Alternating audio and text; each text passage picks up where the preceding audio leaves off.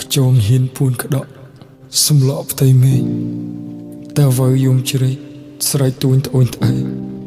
ស្ម័គ្រធ្វើយុវជនការពារដីខ្មែរមុំម៉ៃគុំជេ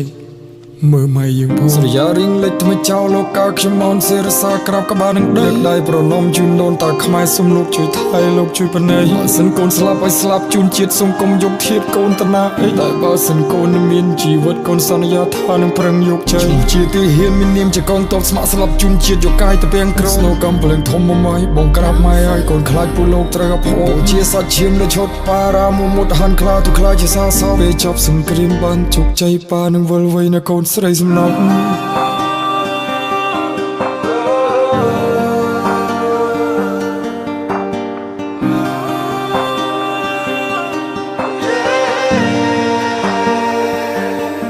ទោះត្រូវឃ្លាតកាយក៏